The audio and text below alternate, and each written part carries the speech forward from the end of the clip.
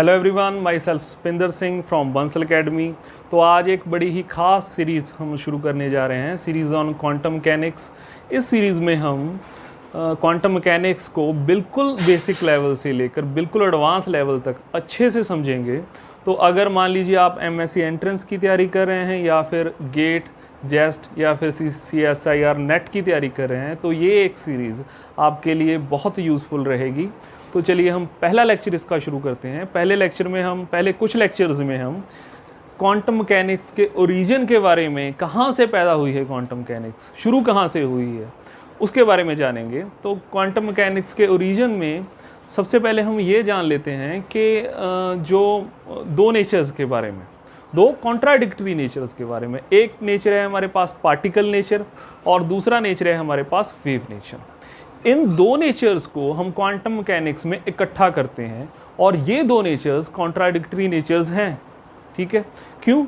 क्योंकि particle nature जो है हमारे पास, हम ऑलरेडी हमारी जो डेली की लाइफ में जानते हैं कि पार्टिकल के पास एक प्रॉपर्टी होती है कि पार्टिकल्स को हम लोकेट कर सकते हैं, हम उनकी पोजीशन एग्जैक्टली बता सकते हैं कि ये पार्टिकल यहाँ पे है। ठीक है, तो जो पार्टिकल्स हैं वो लोकेलाइज्ड पोजीशन रखते हैं, और दूसरी तरफ जो वेव्स हैं उनके बारे में हम जानते हैं अच्छे से कि वेव्स जो हैं वो लोकेलाइज्ड नहीं होती, वो डीलोकेलाइज्ड होती हैं। ठीक है, वो काफ़ी एरिया में फैली होती हैं। ठीक है, और दूसरी चीज़ कि वेव्स जो होती हैं वो इंटरफेरेंस पैटर्न दिखाती हैं। जब हम डबल स्लिट एक्सपेरिमेंट देखते हैं उसमें डार्क एंड ब्राइट फ्रिंजेस बनती हैं, तो दूसरी तरफ जो पार्टिकल्स होते हैं वो ऐसा कोई इंटरफेरेंस पैटर्न नहीं दिखाते। ठीक है, तो इन दो नेचर्स की मैं बात कर रहा हूँ, particle nature and wave nature, और इन दो नेचर्स को हमने क्वांटम मैकेनिक्स में इकट्ठा करना है, ड्यूल नेचर बनाना है। ठीक है, तो इनकी कंट्राडिक्शंस के बारे में पहले तो हमें जान लेना पड़ेगा। तो पहले हम देखते हैं particle nature and wave nature. Particle nature and wave nature. तो पहली कंट्राडिक्शन इसमें है कि पार्टिकल नेचर जो है, particle is a localized point in a space. Particle क्या है? एक लोकेलाइज्ड पॉइंट है, इसकी पोजीशन बता सकते हैं हम स्पेस में कि ये लो जी एक्स पॉइंट पे ये पार्टिकल मौजूद है। ठीक है, और दूसरी तरफ जो वेव है हमारे पास वो लोकेलाइज नहीं है।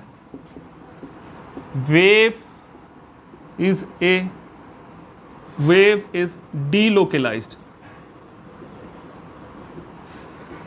ये डेल्टा एक्स के बीच में बता सकते हैं, इसकी जो पोजीशन है हम वो पूरी एक्यूरेटली नहीं बता सकते। ठीक है, वेव की ये एक एरिया में फैली होती है। और दूसरी तरफ हमारे पास जो दूसरा नेचर है पार्टिकल का, यहाँ दूसरे नेचर में हम वेव से शुरू करते हैं। वेव जो हैं, जैसे कि मैंने पहले बताया आपको, इंटरफेरेंस पैटर्न शो करती हैं। तो वेव जो है हमारे पास शो इंटरफेरेंस पैटर्न। ठीक है, पार्टिकल ये शो नहीं करते, do not show any type of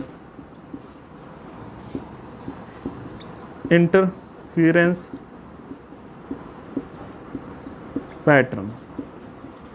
और तीसरा जो है हमारे पास कि जो दो वेव्स हैं वो एक ही टाइम पर किसी एक ही जगह पर इकट्ठी हो सकती हैं। They can exist at same two waves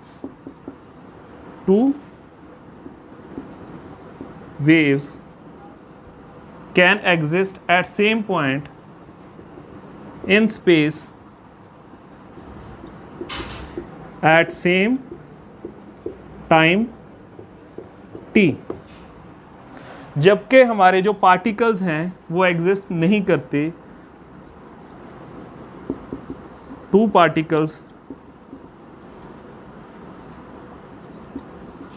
can not exist at same position at same time. ठीक है, तो ये तो तीन मोटे मोटे डिफरेंस थे, wave nature and particle nature. और इन डिफरेंसेस के वजह से हमारे लिए ये सोचना मुश्किल होता है कि इनको इकट्ठा कैसे करें। लेकिन जो क्वांटम मैकेनिक्स है उसमें हम इनको इकट्ठा करेंगे, हमें करना पड़ेगा, ड्यूल नेचर बनाना पड़ेगा। ठीक है, तो क्वांटम मैकेनिक्स की जो शुरुआत होती है वो होती है जो लाइट है उसकी अंडरस्टैंडिंग से। ठीक है, लाइट को हमने कैसे कैसे अंडरस्टैंड किया हिस्ट्री में, कैसे कैसे हमारा जो अंडरस्टैंडिंग थी वो डेवलप हुई हिस्ट्री में। सबसे पहले हम लाइट को एक पार्टिकल मानते थे कि ये पार्टिकल के तौर पर ट्रैवल करती है, और फिर हमने मानना शुरू किया ये वेव के तौर पर ट्रैवल करती है, और फिर पार्टिकल थ्योरी आई, और फिर हमने माना आखिर में कि ये ड्यूल नेचर रखती है जो लाइट है। ठीक है, तो हम अब देखते हैं कि इसके बाद ये दो नेचर्स देख लिए हमने, पार्टिकल नेचर देख लिया, वेव नेचर देख लिया, अब इनके साथ ही खेलेंगे हम। ठीक है, तो अब देख लेते हैं हम कि जो हिस्ट्री ऑफ लाइट क्या है, लाइट को हिस्ट्री में हमने कैसे कैसे समझा है।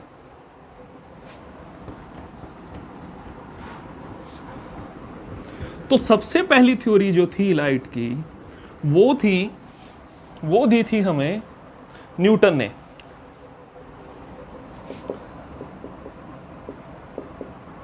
Newton's corpuscular theory of light. Corpuscular theory of light में न्यूटन बोलते हैं कि जो हमारी लाइट है वो पार्टिकल की फॉर्म में ट्रैवल करती है, और उन पार्टिकल्स को नाम दिया न्यूटन ने कॉर्पस्कुलर। ठीक है, और ये थ्योरी दी थी हमने 1675 में न्यूटन ने। ठीक है, उसमें कुछ चीज़ें न्यूटन ने बताई कि ये पार्टिकल स्ट्रेट लाइन में ट्रैवल करते हैं, तो हमने एक्सपेरिमेंटल भी देखा कि बिल्कुल ये स्ट्रेट लाइन में ट्रैवल करते हैं, लाइट बिल्कुल स्ट्रेट लाइन में ट्रैवल करती है। और न्यूटन ने बोला कि इन पार्टिकल्स का साइज़ कम ज़्यादा होता है कॉर्पस्कुलर्स का, और उस साइज़ के मुताबिक इनका कलर होता है। ठीक है, और उसके बाद जो इस थ्योरी ने सक्सेसफुली एक्सप्लेन किया जिन फिनोमेनास को, वो थे कि इसने रिफ्लेक्शन को अच्छे से एक्सप्लेन किया। लेकिन एक चीज़ ये थ्योरी एक्सप्लेन नहीं कर पाई, वो थी कि इंटरफेरेंस पैटर्न ऑफ लाइट। क्योंकि जब हम सब डबल स्लिट एक्सपेरिमेंट के थ्रू देखते हैं कि लाइट जो है वो डार्क एंड ब्राइट फ्रिंजेस बनाती है, इंटरफेरेंस पैटर्न दिखाती है, तो उस इंटरफेरेंस पैटर्न को न्यूटन की ये थ्योरी अच्छे से एक्सप्लेन नहीं कर पाई। ये खामी थी इसकी।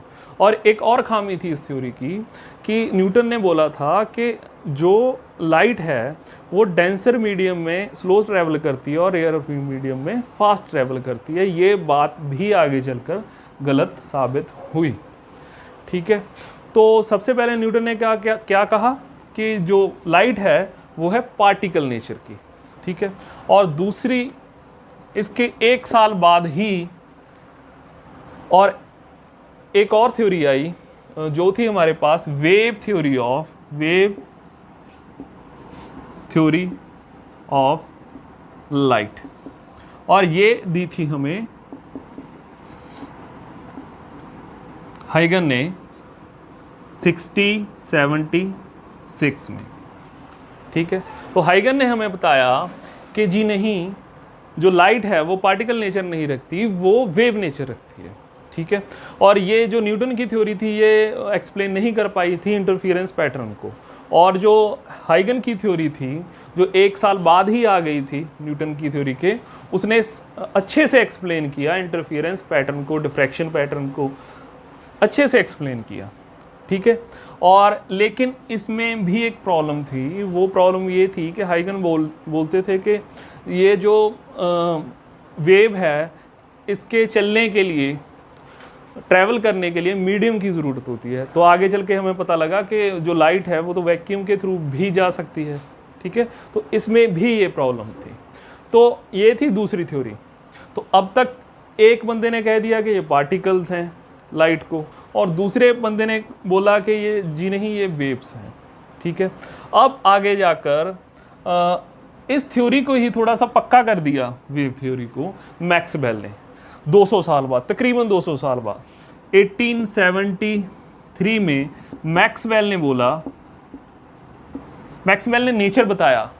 उन्होंने ये तो मान ही लिया कि ये वेव्स हैं, लेकिन उनका नेचर बता दिया। पहले हमें नेचर नहीं पता था कि ये वेव्स तो हैं, लेकिन वेव किस चीज़ की हैं।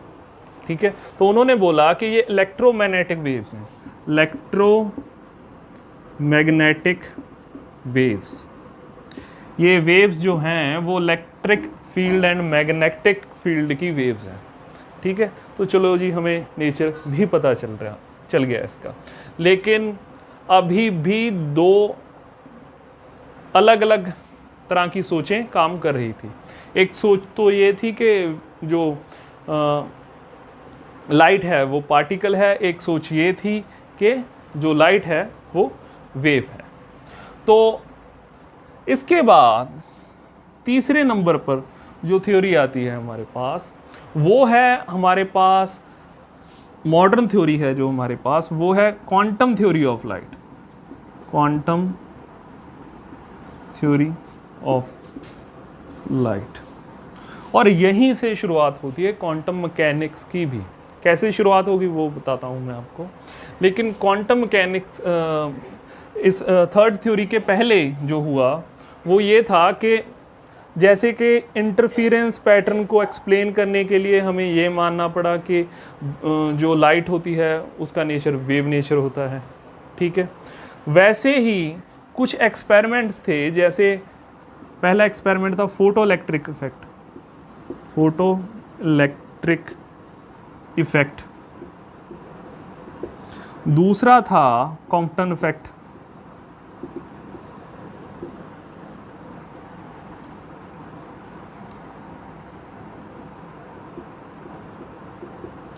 इनको एक्सप्लेन करने के लिए, खासकर फोटो इलेक्ट्रिक इफेक्ट को एक्सप्लेन करने के लिए, हमें ये मानना पड़ता है कि जो वेव है, जो लाइट है, वो ट्रैवल करती है पार्टिकल के फॉर्म में। उसका नेचर जो है वो पार्टिकल नेचर है। ठीक है, तो इंटरफेरेंस को एक्सप्लेन करने के लिए हमें ये मानना पड़ा था कि जो लाइट है वो वेव है, और जो फोटो इलेक्ट्रिक इफेक्ट है उसे एक्सप्लेन करने के लिए हमें ये मानना पड़ेगा कि जो लाइट है वो पार्टिकल नेचर रखती है। ठीक है, तो क्वांटम थ्योरी में मैक्स प्लैंक में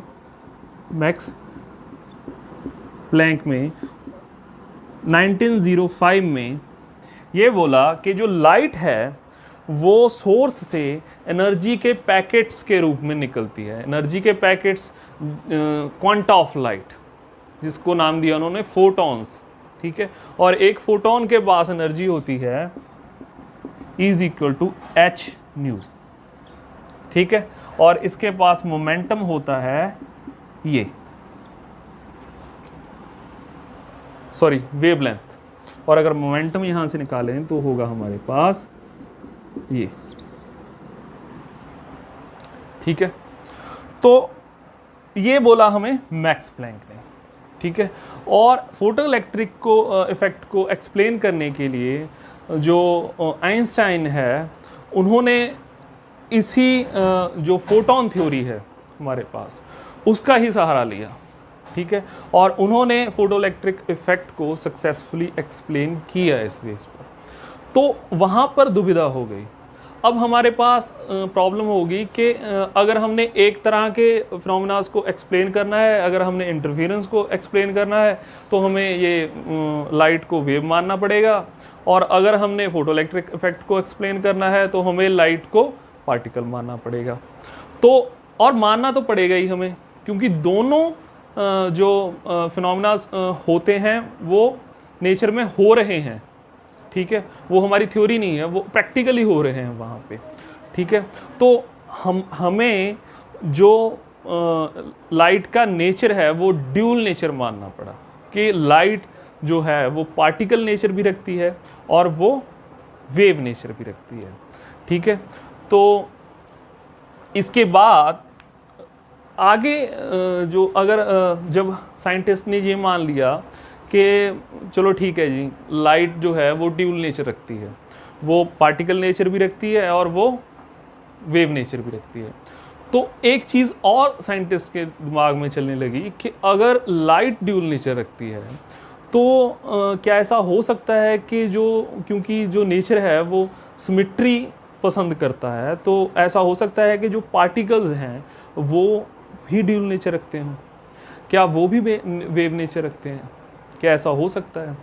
तो ये हाइपोथेसिस दिया डी ब्रॉय ने, और उसके बाद ये एक्सपेरिमेंटली प्रूफ भी किया गया कि पार्टिकल भी हमारे जो हैं वो ड्यूल नेचर रखते हैं, वो भी वेव नेचर रखते हैं, और उनके साथ जो वेव जुड़ी होती है उसको हम बोलते हैं मैटर वेव।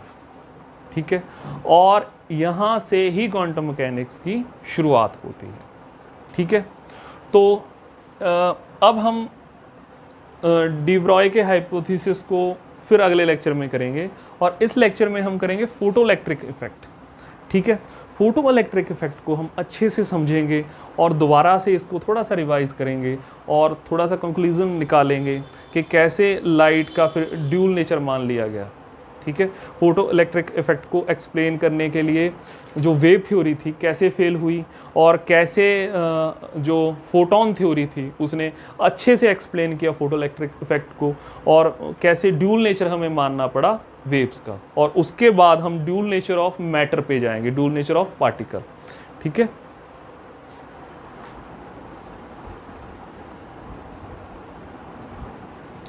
तो अब करते हैं हम फोटो इलेक्ट्रिक इफेक्ट। तो फोटो इलेक्ट्रिक इफेक्ट में हमारे पास ये एक्सपेरिमेंट सेटअप होता है। यहाँ पे है हमारे पास एक वैक्यूम ट्यूब, और यहाँ पे एक कैथोड है, और उसके ऊपर हमने एक विंडो निकाल ली है, ये विंडो।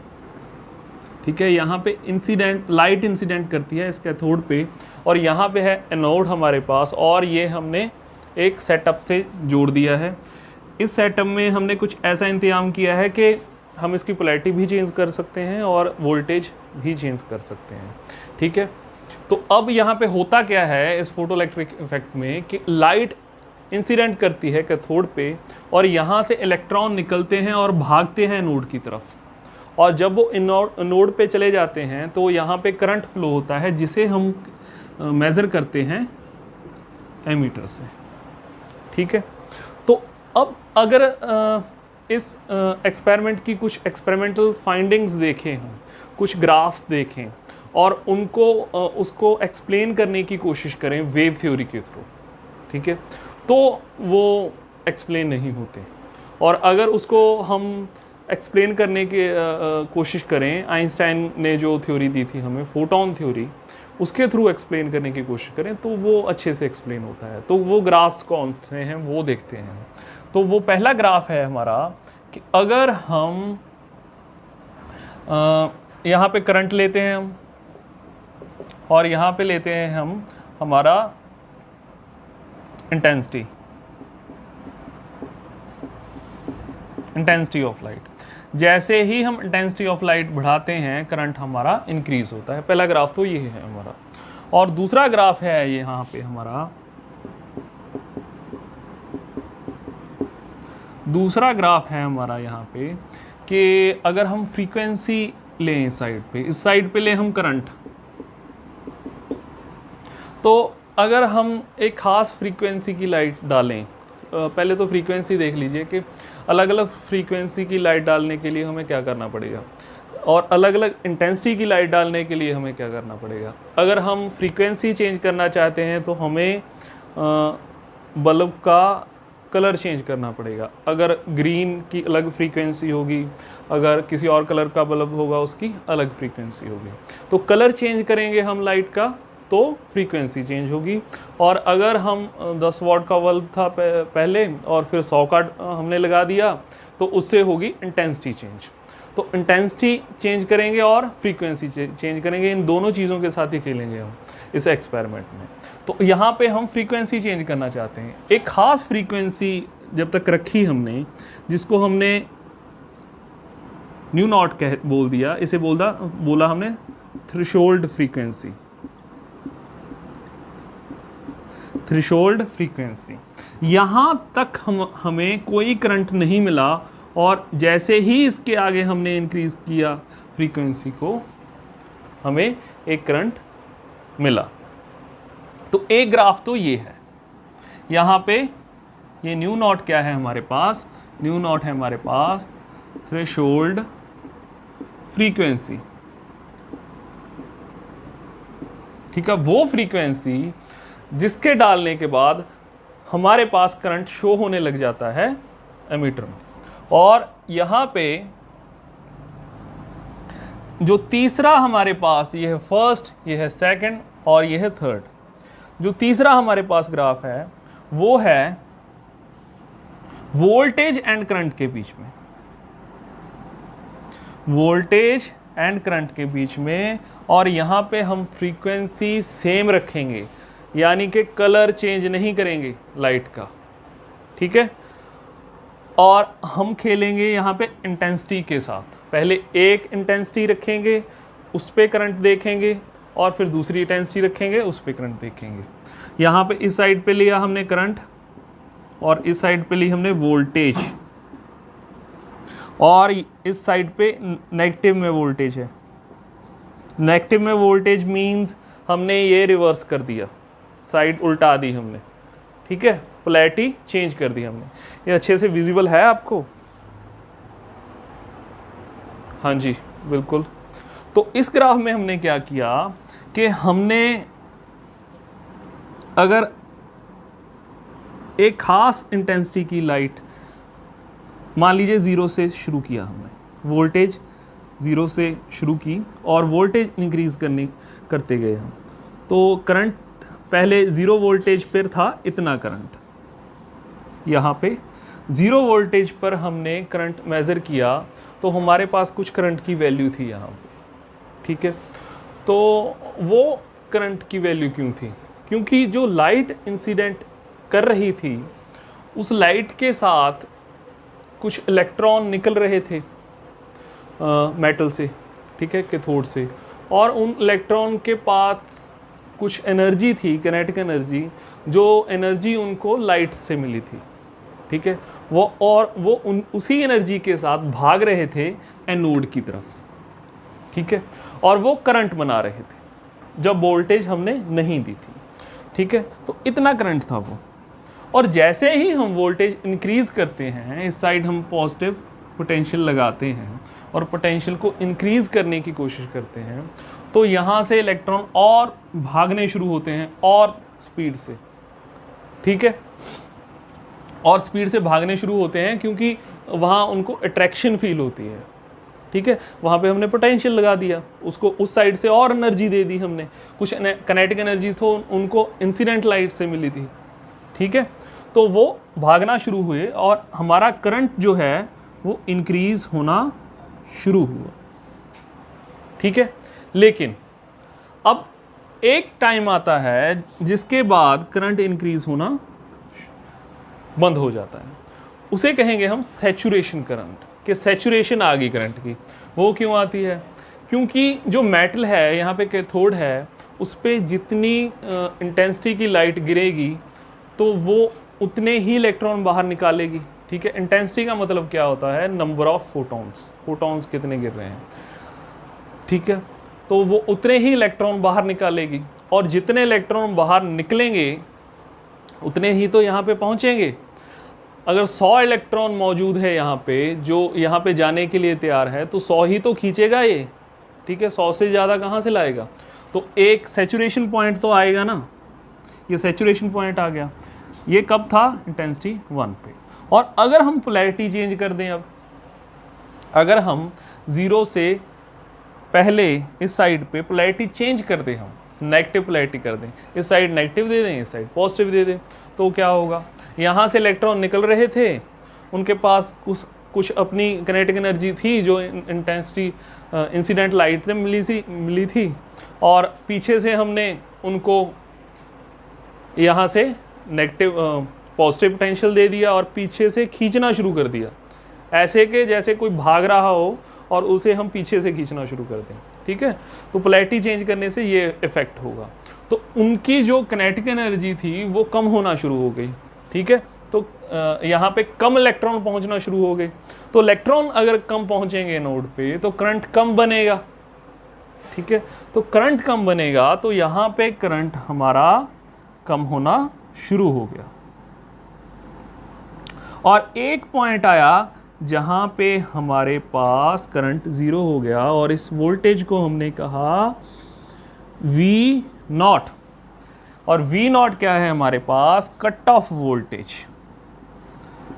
कट ऑफ वोल्टेज, जिस वोल्टेज पे करंट ज़ीरो हो जाए उसे बोलते हैं कट ऑफ वोल्टेज। ठीक है, तो कट ऑफ वोल्टेज पे करंट ज़ीरो हो गया। एक इंटेंसिटी ली हमने, फ्रीक्वेंसी सेम रखी, वोल्टेज के साथ फेरबदल किया, पोलैरिटी चेंज की, ये ग्राफ बना लिया। अब हमने पहले मान लीजिए 100 वाट का बल्ब लिया था हमने और उसकी लाइट इंसिडेंट करवाई थी। अब हमने 200 वाट का ले लिया। ठीक है, 200 वाट का ले लिया तो इंटेंसिटी 2 आ गई। तो देखा हमने कि जो सैचुरेशन करंट है वो इंक्रीज हो गया, करंट की वैल्यू इंक्रीज होगी, लेकिन जो बिहेवियर है करंट के कम होने का और फिर ज़ीरो हो जाने का वो सेम है। तो ये कर्व बन गई हमारे पास। यहाँ पे इस कर्व से क्या शो हो रहा है कि करंट तो इंक्रीज हो गया, कर्व तो ऊपर चली गई यहाँ पे, लेकिन जो बिहेवियर है वो सेम है। और यहाँ पे जो कट ऑफ वोल्टेज है वो भी सेम है। V0 पर ही करंट ज़ीरो होता है, चाहे इंटेंसिटी चेंज कर दें। 100 से 200 वाट का बल्ब लगा दिया हमने। अब एक और चेंज करते हैं हम, अब हम 1000 वाट का बल्ब लगाते हैं। 1000 का लगा दिया तो करंट काफ़ी चेंज हो गया, यहाँ पे करंट काफ़ी चेंज हो गया, लेकिन बिहेवियर फिर सेम रहा। और यहाँ पे कट ऑफ वोल्टेज फिर हमारे पास V0 ही रही। लेकिन करंट क्यों चेंज हो रहा है? करंट क्यों बढ़ रहा है यहाँ पे? करंट इसलिए बढ़ रहा है यहाँ पे क्योंकि इंटेंसिटी ऑफ लाइट बढ़ाने से यहाँ पे इलेक्ट्रॉन की संख्या बढ़ रही होगी। ठीक है, इलेक्ट्रॉन की संख्या अगर बढ़ रही है तो यहाँ पे ज़्यादा इलेक्ट्रॉन पहुँच रहे होंगे, तो तभी तो यहाँ पे इंटेंसिटी करंट बढ़ रहा है हमारे पास। ठीक है, क्योंकि जो करंट होता है हमारे पास वो डायरेक्टली प्रोपोर्शनल होता है इलेक्ट्रॉन, नंबर ऑफ इलेक्ट्रॉन्स के। कितने इलेक्ट्रॉन्स हैं, इलेक्ट्रॉन ज़्यादा हैं तो करंट ज़्यादा होगा। ठीक है, तो ये था हमारे पास तीसरा ग्राफ। और एक चौथा ग्राफ है हमारे पास। चौथा हमारा ग्राफ जो है, यहाँ पे क्या रखा था हमने सेम फ्रीक्वेंसी रखी थी, यानी कि लाइट का कलर चेंज नहीं किया हमने। तो इसके आगे जो है हमारे पास ग्राफ, चौथा ग्राफ, उसमें क्या किया हमने कि इस बार हम कलर चेंज करेंगे लाइट का और इंटेंसिटी सेम रखेंगे। ठीक है, तो कलर चेंज किया हमने। यहाँ पे हमने ली वोल्टेज और इस साइड पे ली हमने इंटेंसिटी, सॉरी करंट। और अब हमने फ्रीक्वेंसी, पहली फ्रीक्वेंसी ली और उसके साथ ग्राफ बनाया, तो हमारे पास ग्राफ कुछ आया ऐसा। Cut off voltage I, V1 लिख देते हैं इसको। ठीक है, और फिर दूसरी फ्रीक्वेंसी ली, उसके साथ ग्राफ बनाया, तो हमारे पास कट ऑफ वोल्टेज क्या हम देखते हैं कि कट ऑफ वोल्टेज हमारी इंक्रीज हो गई। और तीसरी फ्रीक्वेंसी ली और तीसरी फ्रीक्वेंसी इन दोनों फ्रीक्वेंसी से बड़ी थी और देखा हमने कि कट ऑफ वोल्टेज और इंक्रीज होगी हमारे पास। यहाँ पे ये 3 फ्रीक्वेंसीज की लाइट थी। ये थी हमारे पास फर्स्ट फ्रीक्वेंसी की लाइट, फर्स्ट के लिए ये था, सेकंड के लिए ये था और थर्ड के लिए ये था। और फ्रीक्वेंसी जो थर्ड थी वो सेकंड से बड़ी थी और सेकंड जो थी वो फर्स्ट से बड़ी थी। ये ऑर्डर था हमारा। ठीक है, तो ये ग्राफ आया हमारे पास। तो इन ग्राफ्स को जो वेव थ्योरी थी वो अच्छे से एक्सप्लेन नहीं कर पा रही थी। पहला ग्राफ ही, दूसरा ग्राफ ले लीजिए आप। इसमें एक थ्रेशोल्ड फ्रीक्वेंसी का कंसेप्ट आता है। ठीक है, थ्रेशोल्ड फ्रीक्वेंसी है जिस फ्रीक्वेंसी के बाद यहाँ से करंट फ्लो होना शुरू होता है, इलेक्ट्रॉन निकलने शुरू होते हैं। तो ये कॉन्ट्राडिक्टरी है जो वेव थ्योरी के साथ, क्योंकि वेव थ्योरी बोलती है कि जो एनर्जी होती है वेव्स की वो एम्पलीट्यूड में वो इंटेंसिटी में होती है। जो एनर्जी होती है वो किस पे डिपेंड करती है? इंटेंसिटी। ये अच्छे से समझना आप, एनर्जी ऑफ वेव्स किस पे डिपेंड करती है? इंटेंसिटी। अगर कोई लाइट ज़्यादा इंटेंसिटी की है तो उसमें एनर्जी ज़्यादा होगी, और इंटेंसिटी हमारी डिपेंड करती है एम्पलीट्यूड के स्केयर पर। ठीक है, जिस वेव का एम्पलीट्यूड ज़्यादा होगा उसकी इंटेंसिटी ज़्यादा होगी। ठीक है, तो यहाँ पे क्या प्रॉब्लम हो रही थी सेकंड ग्राफ में कि अगर हम मान लीजिए किसी खास फ्रीक्वेंसी की लाइट है, इस थ्रेशोल्ड फ्रीक्वेंसी से कम फ्रीक्वेंसी की लाइट है, और उस लाइट पे हम मान लीजिए इंटेंसिटी इंक्रीज करते जा रहे हैं। ठीक है, फ्रीक्वेंसी हमने थ्रेशोल्ड फ्रीक्वेंसी से कम रखी और हमने इंटेंसिटी इंक्रीज करते गए। ठीक है, पहले 100 वाट का बल्ब लगाया, और फिर 200 वाट का बल्ब लगाया, और 1000 वाट तक बल्ब लगाकर हमने देख लिया, लेकिन करंट फ्लो नहीं हुआ। ठीक है, करंट फ्लो नहीं हुआ। लेकिन जैसे ही हमने इंटेंसिटी इंक्रीज की, थ्रेशोल्ड फ्रीक्वेंसी से ज़्यादा की, तो करंट फ्लो होना शुरू हो गया। ठीक है, तो वेव थ्योरी तो ये कहती थी कि इंटेंसिटी पे डिपेंड करती है एनर्जी।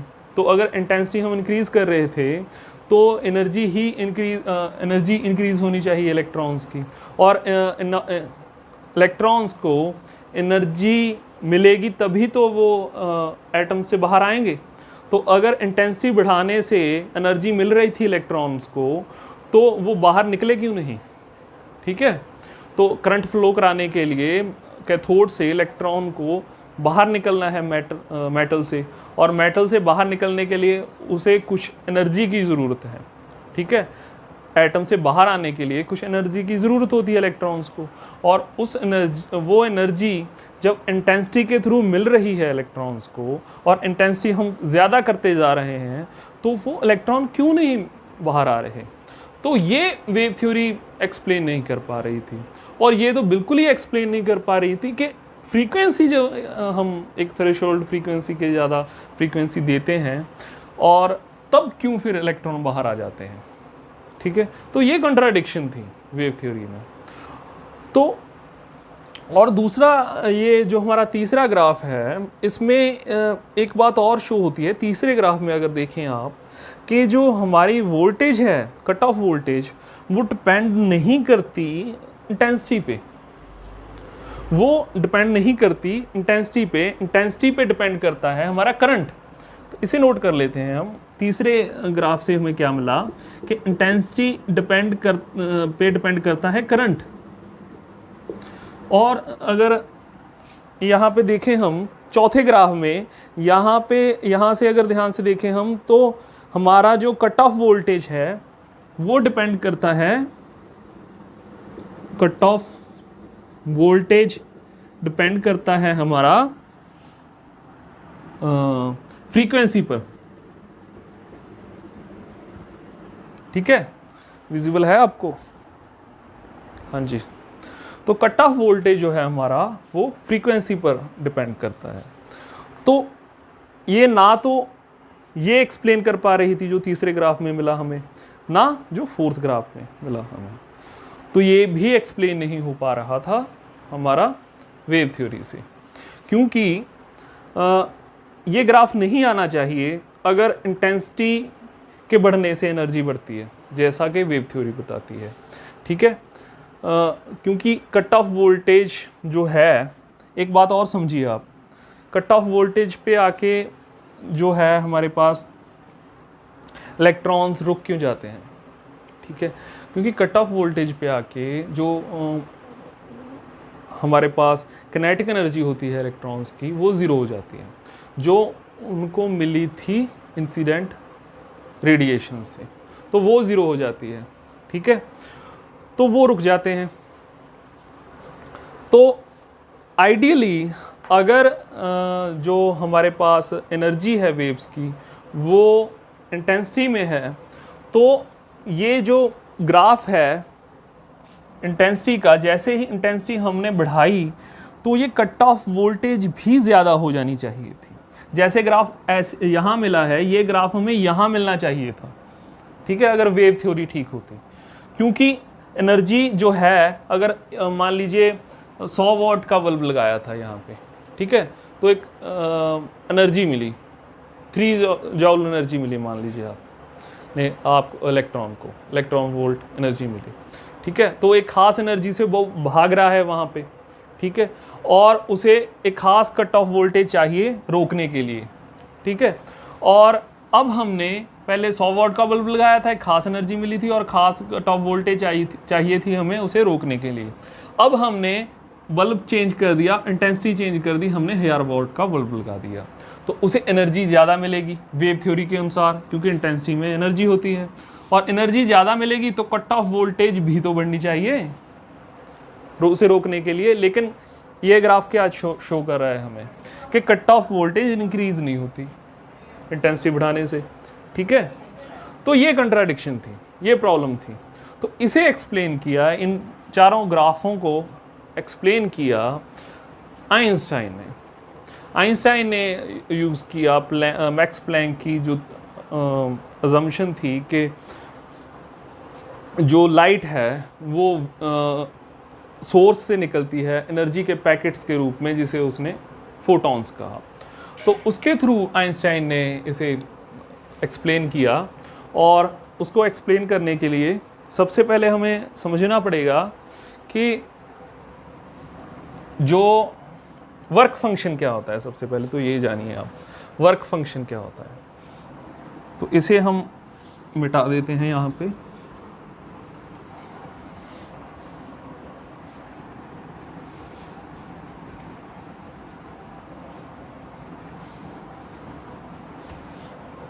तो आइंस्टाइन ने बोला कि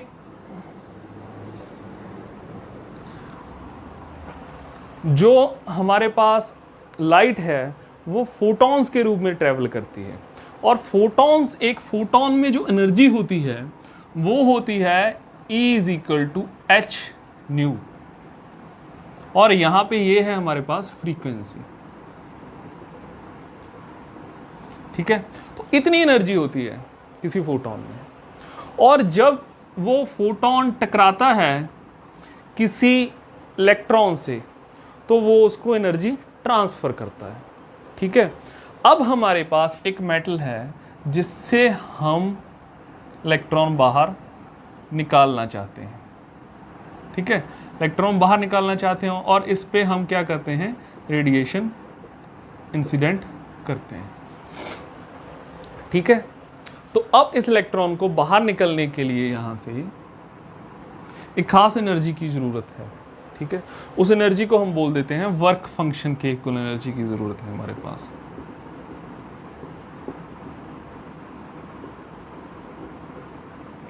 ठीक है। जितनी एनर्जी की ज़रूरत पड़ती है किसी इलेक्ट्रॉन को एटम से बाहर आने के लिए, मेटल से बाहर आने के लिए, उस एनर्जी को हम बोलेंगे work function of that metal. वो अलग अलग मेटल का, अलग अलग मटेरियल का अलग अलग हो सकता है, ठीक है। किसी मटेरियल से वो थोड़ी सी एनर्जी लेकर ही बाहर आ सकता है, किसी मटेरियल से बहुत ज़्यादा एनर्जी देनी पड़ सकती है हमें। तो ये होता है वर्क फंक्शन, ठीक है। और ये इक्वल होगा h न्यू नॉट, और न्यू नॉट क्या है हमारे पास, थ्रेशोल्ड फ्रीक्वेंसी, वही फ्रीक्वेंसी है जिसकी बात हमने यहाँ पे की है, ठीक है। वो मिनिमम फ्रीक्वेंसी जिसके बाद हमारे पास करंट बनना शुरू हो जाता है, ठीक है। तो ये हो गया वर्क फंक्शन हमारे पास। अब हमारे पास जो फोटॉन टकरा रहा है, यहाँ पे आइंस्टाइन ने क्या कहा कि जो इंसिडेंट हमारे पास लाइट है वो फोटॉन्स के रूप में टकरा रही है, ठीक है। तो एक फोटॉन आएगा, जिस फोटॉन क्या है, पार्टिकल ऑफ लाइट। फोटॉन क्या है हमारे पास, पार्टिकल ऑफ लाइट, ठीक है। तो वो आके इलेक्ट्रॉन से टकराएगा, ठीक है, और टकरा के अपनी एनर्जी ट्रांसफ़र करेगा, इलेक्ट्रॉन को एनर्जी देगा कुछ। और उस एनर्जी को लेकर इलेक्ट्रॉन जो है वो बाहर निकल जाएगा मेटल से। ठीक है, तो मान लीजिए जो इलेक्ट्रॉन फोटोन है उसके पास एनर्जी है इतनी। ठीक है, तो अब इलेक्ट्रॉन ये एनर्जी लेकर बाहर निकल गया। ठीक है, तो अब इलेक्ट्रॉन के पास कुछ काइनेटिक एनर्जी होगी। ठीक है, तो वो काइनेटिक एनर्जी कितनी होगी? तो काइनेटिक एनर्जी होगी इलेक्ट्रॉन के पास, kinetic energy is equal to, अगर ये लिखें हम एक्सप्रेशन, तो ये होगी हमारे पास जितनी एनर्जी फोटोन ने दी थी माइनस जितना हमारा वर्क फंक्शन है। ठीक है, वर्क फंक्शन क्या था? जितनी एनर्जी खर्च हो गई उस इलेक्ट्रॉन को निकलने के लिए। ठीक है, कुछ एनर्जी चाहिए इलेक्ट्रॉन को बाहर निकलने के लिए, कितनी एनर्जी? वर्क फंक्शन के इक्वल, ये तो खर्च होगी वहाँ पे। ठीक है, टोटल एनर्जी मिली थी फोटोन से उसे इतनी। ठीक है, इतनी खर्च होगी, तो काइनेटिक एनर्जी के रूप में कितनी एनर्जी बची? ये वाली। और काइनेटिक एनर्जी का फॉर्मूला क्या है हमारा? mv², और यहाँ पे लिखेंगे हम मैक्सिमम h न्यू माइनस, और इसको लिख सकते हैं h न्यू नॉट। ठीक है, और ये मैं जो काइनेटिक एनर्जी लिख रहा हूँ, ये लिख रहा हूँ यहाँ पे जो सरफेस पे हमारे पास एटम है उसकी काइनेटिक एनर्जी लिख रहा हूँ। ठीक है, यहाँ पे जो हमारे पास एटम है, सरफेस से नीचे मान लीजिए यहाँ पे एटम है, उसके लिए काइनेटिक एनर्जी थोड़ी सी और कम हो जाएगी, क्योंकि यहाँ से एक टर्म और कम हो जाएगी। वो क्या होगी? वो होगी, एक तो वर्क फंक्शन वाली एनर्जी कम होगी, जितनी एनर्जी खर्च होगी एटम से बाहर निकलने के लिए इलेक्ट्रॉन को, और दूसरी एनर्जी खर्च हो जाएगी यहाँ से यहाँ तक ट्रैवल करने में। ठीक है, तो यहाँ जो इलेक्ट्रॉन आएगा उसके पास इतनी एनर्जी कम होगी इस इलेक्ट्रॉन से, जो इलेक्ट्रॉन यहाँ से निकलेगा। ठीक है, तो ये हम यहाँ पे मैक्सिमम लिख देते हैं। तो ये हमारे पास एक एक्सप्रेशन आ गया, इसको लिख सकते हैं हम H C by lambda minus H C by lambda naught 1/2 mv² max. ठीक है, इसे बोलते हैं Einstein's equation, photoelectric equations. ठीक है, तो एक फोटोन स्ट्राइक किए यहाँ पे, और जो इलेक्ट्रॉन निकले उन इलेक्ट्रॉन्स को बोलते हैं हम फोटो इलेक्ट्रॉन्स। आइंस्टाइन ने उनको बोला फोटो इलेक्ट्रॉन। ठीक है,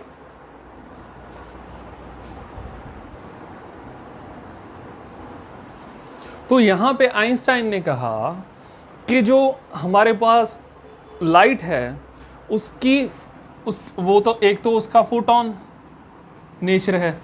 ठीक है, पार्टिकल नेचर है, और दूसरा जो फोटॉन्स होते हैं उसके पास एनर्जी होती है is equal to H nu. और यहाँ पे ध्यान से देखिए कि ये न्यू के साथ जोड़ दिया है, फ्रीक्वेंसी के साथ एनर्जी को जोड़ दिया है। ठीक है, और जो वेव थ्योरी थी वो जोड़ रही थी एनर्जी को इंटेंसिटी के साथ, एम्पलीट्यूड के साथ। ठीक है, और आइंस्टाइन ने किसके साथ जोड़ा एनर्जी को? फ्रीक्वेंसी के साथ।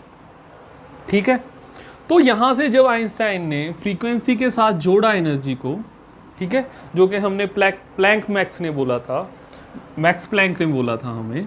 ठीक है, तो इससे ये ग्राफ्स अच्छे से एक्सप्लेन हो गए। कैसे?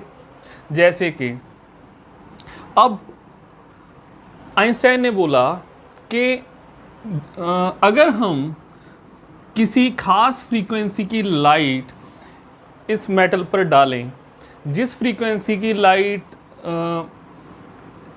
इस वर्क मान लीजिए वो फ्रीक्वेंसी वर्क फंक्शन से कम है।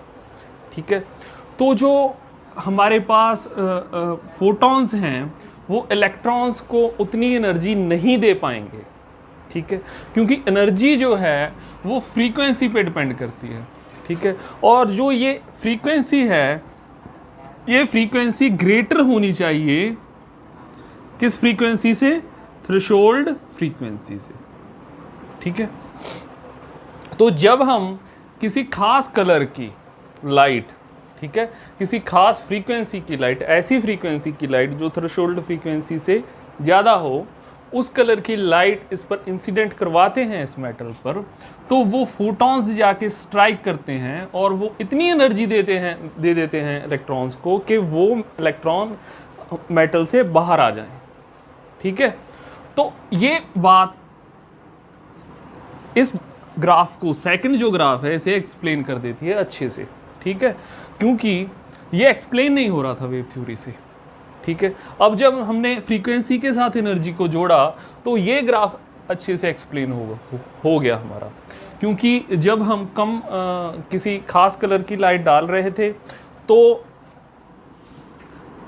हमारे पास कोई करंट नहीं था, लेकिन जब थ्रेशोल्ड फ्रीक्वेंसी से ज़्यादा हमने लाइट डाली, फ्रीक्वेंसी की लाइट डाली, तो हमारे पास करंट आया। और दूसरी तरफ हमारे पास, क्योंकि जो इंटेंसिटी है उस पर एनर्जी डिपेंड ही नहीं करती, तो अगर हम इंटेंसिटी बढ़ाते गए, हमने 100 वाट का बल्ब लगा दिया, फिर 1000 का लगा दिया, तो हमारे पास करंट नहीं मिला, तो वो भी इससे एक्सप्लेन हो गया। ठीक है, और दूसरा ग्राफ, ये तीसरा जो ग्राफ है, ये भी आइंस्टाइन ने एक्सप्लेन किया। उन्होंने कहा कि देखिए, जो इंटेंसिटी है वो इट मीन्स, इंटेंसिटी का मतलब होता है कि नंबर ऑफ फोटॉन्स। अगर आप इंटेंसिटी बढ़ाएंगे, आप फोटॉन्स की संख्या बढ़ा रहे हैं।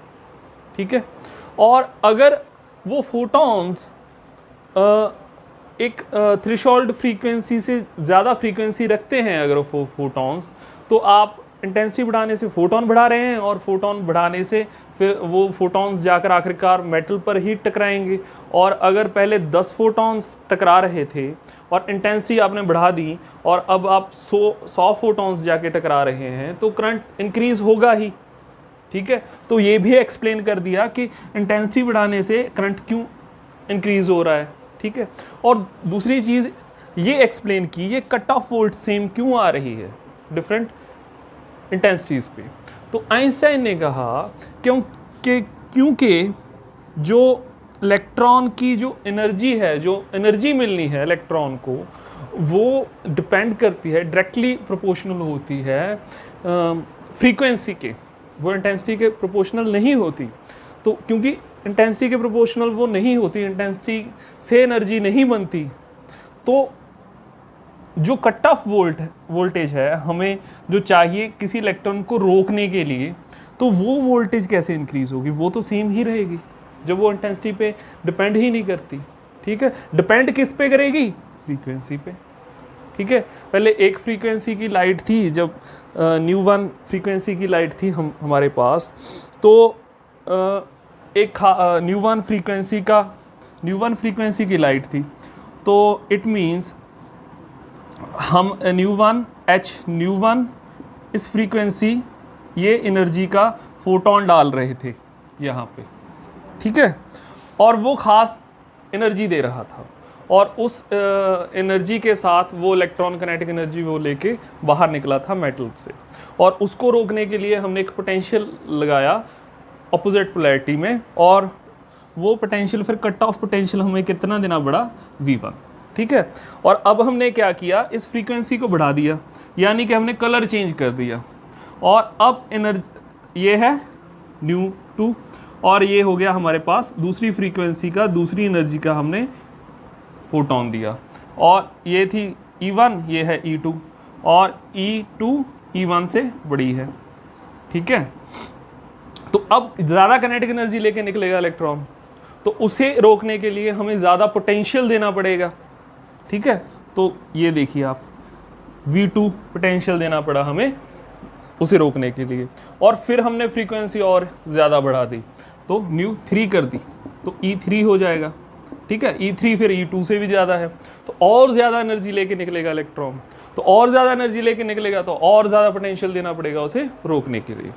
तो ये दो ग्राफ जो हैं हमारे पास, ये इजीली एक्सप्लेन कर दिए आइंस्टाइन ने।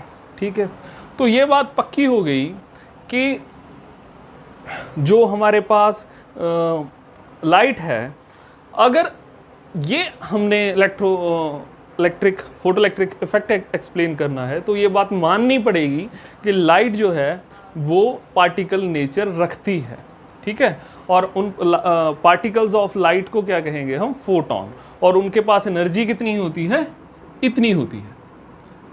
ठीक है, एक बात और देखिए आप कि इस जो वर्क फंक्शन है हमारे पास, सॉरी कट ऑफ वोल्टेज है, वो इतनी लगाई हमने, तो क्या इससे हम किनेटिक एनर्जी मेज़र कर सकते हैं?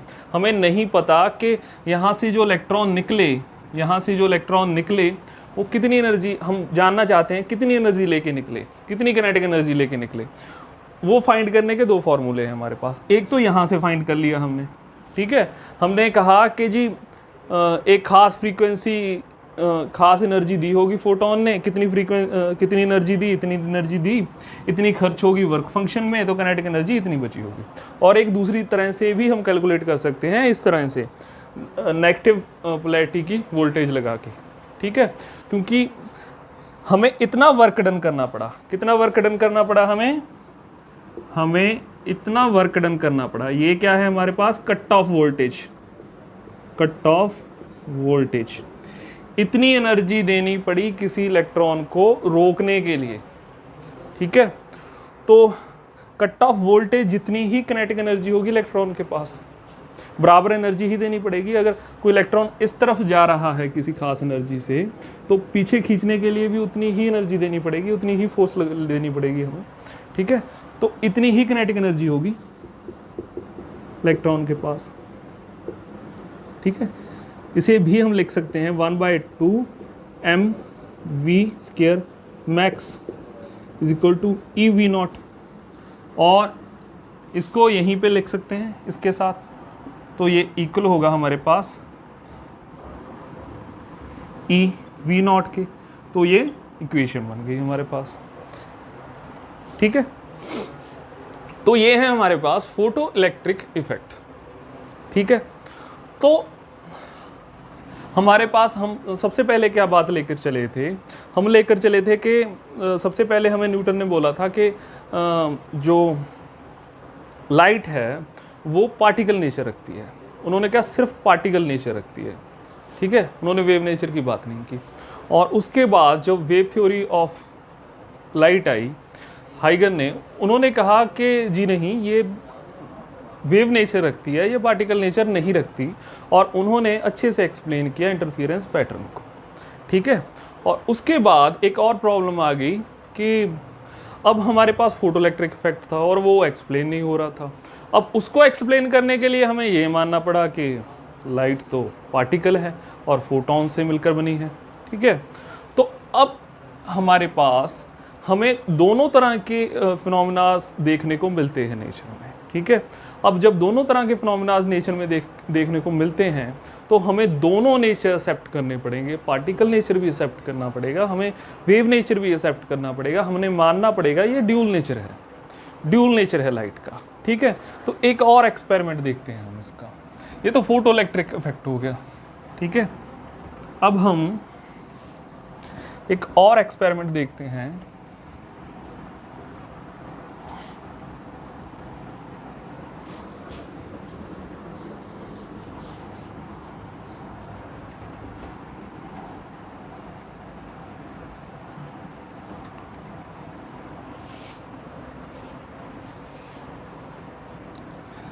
कि मान लीजिए हमने यहाँ पे एक लाइट सोर्स लिया, ठीक है, यहाँ से लाइट निकल रही है हमारे पास, और यहाँ पे हमने दो स्लिट्स ले ली,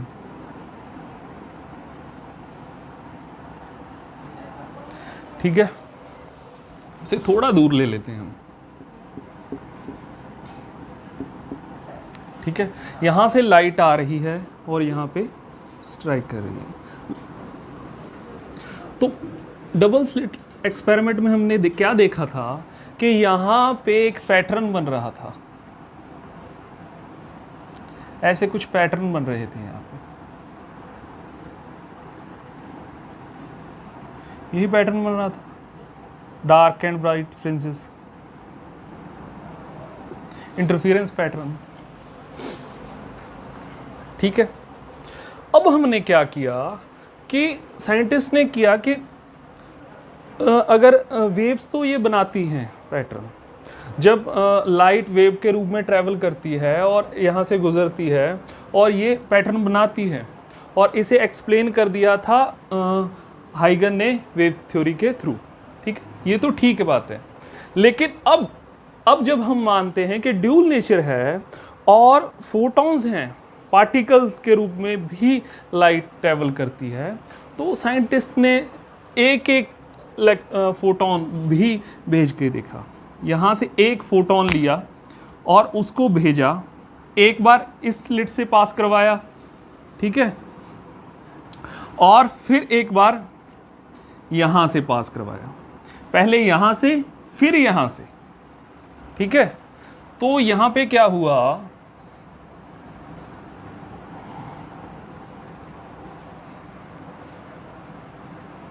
असल में वो देखना चाहते थे कि फोटॉन्स को एज ए पार्टिकल भेजा जाए, एक एक फोटॉन देख करके, और फिर देखा जाए कि कैसा पैटर्न बनता है, क्या वो एज ए पार्टिकल ही स्लिट से निकलकर सीधा टकरा जाता है। ठीक है, तो एक एक फोटॉन को भेजा गया, और पहले तो कोई फोटॉन रैंडमली यहाँ स्ट्राइक हुआ, यहाँ स्ट्राइक हुआ, फिर भेजा, फिर स्ट्राइक हुआ, ऐसे लाखों। पहले तो पैटर्न कुछ समझ में नहीं आ रहा था, रैंडमली स्ट्राइक हो रहे थे, कोई फोटॉन यहाँ, कोई वहाँ, कोई यहाँ। ठीक है, लेकिन जब एक एक करके यहाँ पे बहुत सारे लाखों फोटॉन भेज दिए हमने, तो जो पैटर्न बना हमारे पास, वो पैटर्न कुछ ऐसा ही था जैसा पैटर्न हमारे पास इंटरफेरेंस ऑफ लाइट में बना था। जब हमने एक पूरी वेव भेजी थी, बहुत सारे फोटॉन्स इकट्ठे भेजे थे, ठीक है, वही पैटर्न बना। यहाँ फोटॉन्स ज़्यादा थे, यहाँ कम थे, यहाँ डार्क पॉइंट था, यहाँ ब्राइट पॉइंट था, यहाँ कंस्ट्रक्टिव हमारे पास इंटरफेरेंस हुई थी, फिर डिस्ट्रक्टिव हो गई। ठीक है, तो वही पैटर्न बन गया हमारे पास। तो ये हैरानी वाला बात थी। इट मीन्स केला फोटॉन जो है वो भी वेव नेचर रखता है। ठीक है, उससे वेव नेचर अलग नहीं किया जा सकता। ठीक है, तो अगर एक एक फोटॉन भेजें हम, तब भी वो यही पैटर्न बनाएंगे, जैसे अगर इकट्ठे फोटॉन भेजते हम तब वो पैटर्न बनाते। तो ये ड्यूल नेचर है लाइट का। तो अब हम, अगर लाइट जो है वो दोनों नेचर रखती है, वो वेव नेचर भी रखती है और वो पार्टिकल नेचर भी रखती है, तो ये दोनों नेचर्स एक दूसरे को कॉम्प्लीमेंट कैसे करते हैं, एक दूसरे के साथ कैसे रहते हैं। ठीक है, तो ये कैसे वर्क करता है। तो देखिए, जो हमारे पास वेव नेचर है, वो नेचर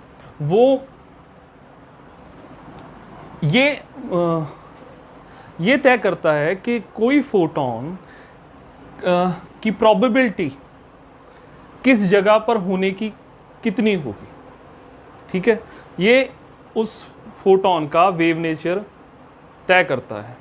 ठीक है, और जब वो फोटॉन किसी मैटर से, किसी और पार्टिकल से इंटरफेरेंस करेगा, टकराएगा, तो वो एज ए पार्टिकल टकराएगा।